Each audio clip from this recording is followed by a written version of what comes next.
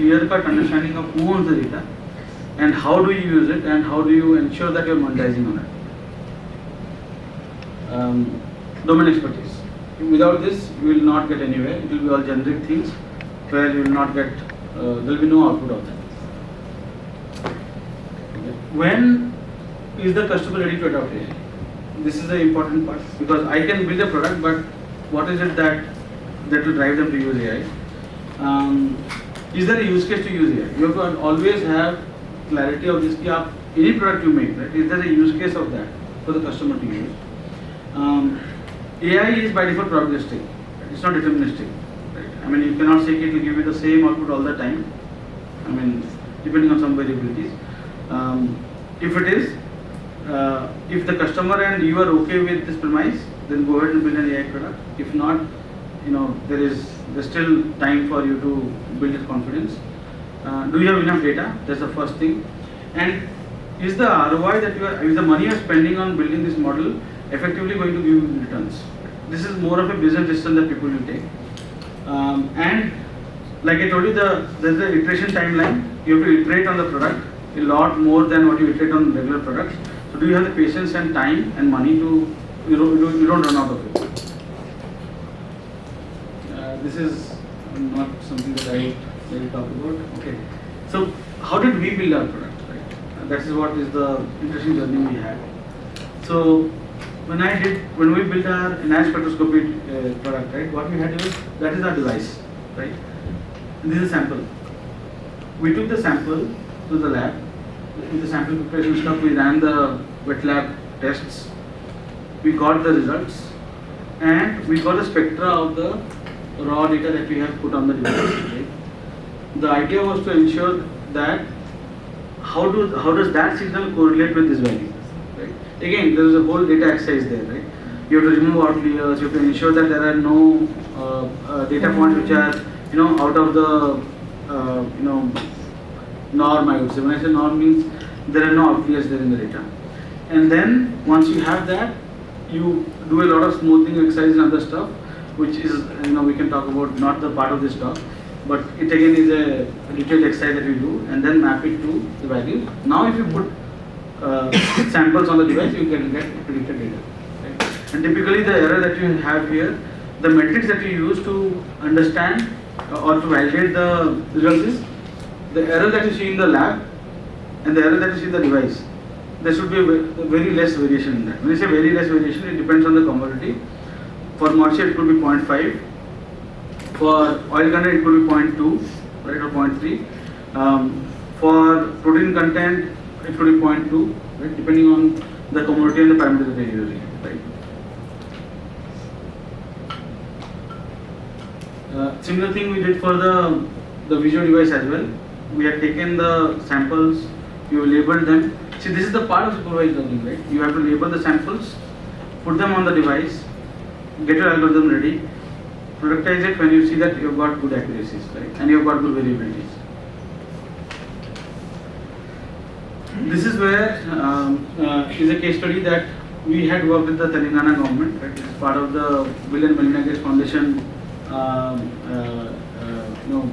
I would say it was an NGO. We worked with Digital Green, the NGO there, through which they enabled chili farmers to do ensure that the quality is checked before they are sent out to the market, right? And it had to be done at a speed. I mean, today the way it was there done is the trader used to come, he will see the chili in his hand, he will smell it and say, "Yeah, iska itna paisa dunga," right? This is what was the thing that they were paid earlier, the way they were paid earlier.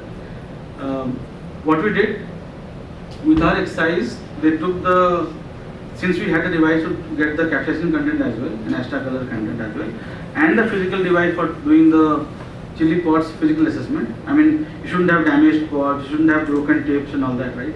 If all of this was fine, then the quality was higher. There were 4 grades of chili that was defined. We had multiple varieties addressed here, and we should be able to do that in 15 minutes of the time. So the time that you do in the lab used to be like multiple hours, right? A day was minimum, but this we had to do in 15 minutes. So the way we came up with it is, okay, let's understand how the farmer will operate, or what is the location that we will be operating on. So this was FPOs or warehouses that we had to operate on, and we had to, since chili is a big, I would say it's, as a commodity, it's not a grain, it's a bigger one. So we had to define a new device for that, so that it has to be mobile, right? Because it has to also work on the field, right? So what we did, all of our devices were battery powered. The inferencing had to be done on the edge, because you will be procuring in fields or warehouses where there will be no internet. So they had to be enabled there. They had to work seamlessly.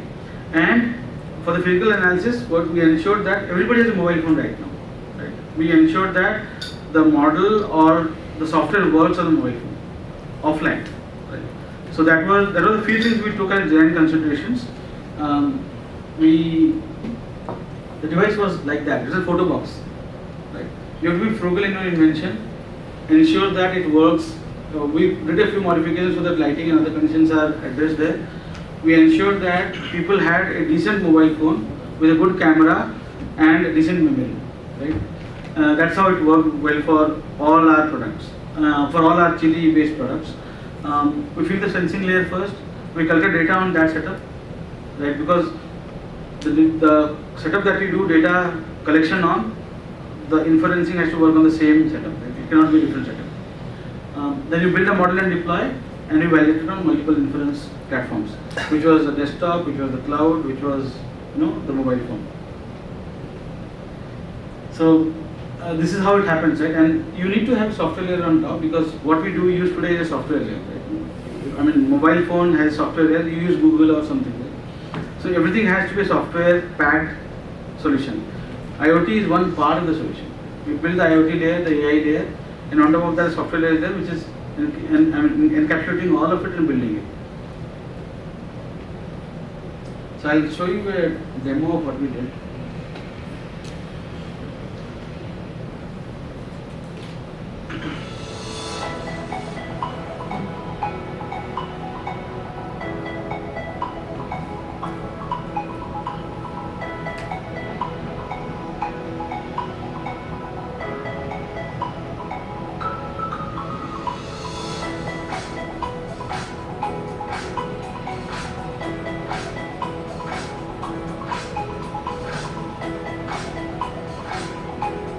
So this is the mobile phone, right? I mean, so you have to do the engineering that you build the demo model offline and put it on the mobile phone.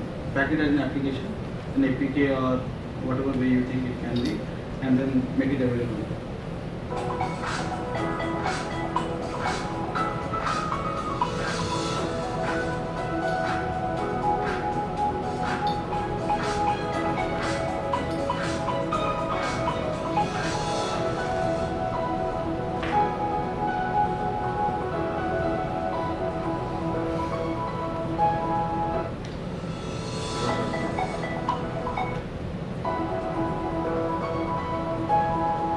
So these are the classifications, right?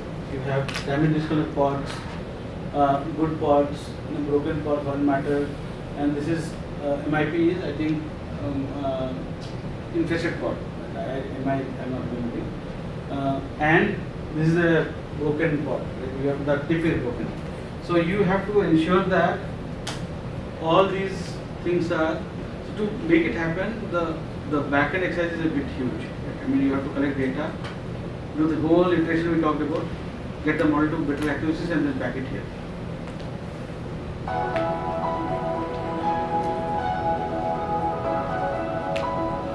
So this was the objective part, right? Where you get these results, and this is where a matrix of this is created to create a gradation of chili, and depending on the price was given.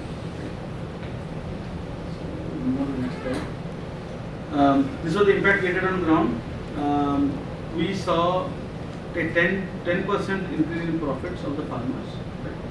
This is if you search for deep learning.ai usage of AI in agriculture, they have listed our work in one of those blogs that they have.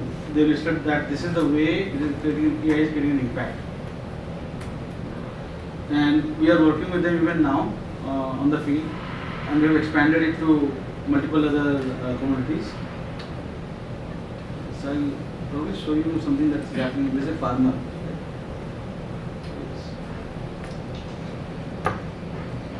You can see 1 minute thing. This is our guy operating the device. This is the farmer and his wife. So this, you know what? I'll tell you what. When I saw this video, right, this was something which I felt I've done some good work in my life. Right? You're creating something which the farmer is using, right, and they're getting a better value for the tools that they have. Otherwise, they're getting robbed of the prices, right, from what they could have got.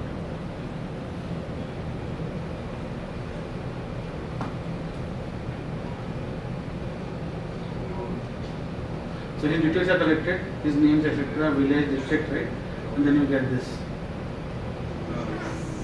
Sir, I have a question. Yeah. Sir जैसे basically आपने quality measures जो भी parameters हैं वो report generate कर दी है, Correct. But what about the I mean market guys? Good, good. So buyers don't consider. Yes, no, they did consider it. Okay. So there was,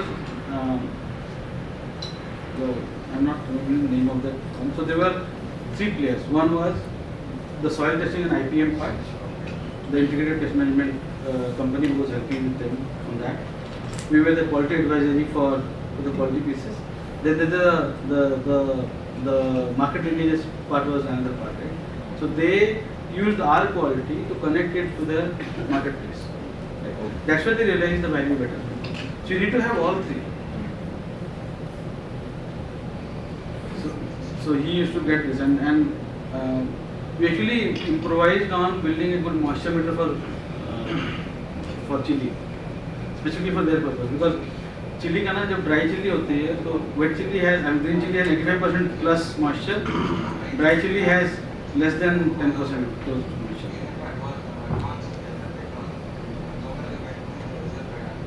Anybody from South India here? No, right? Okay.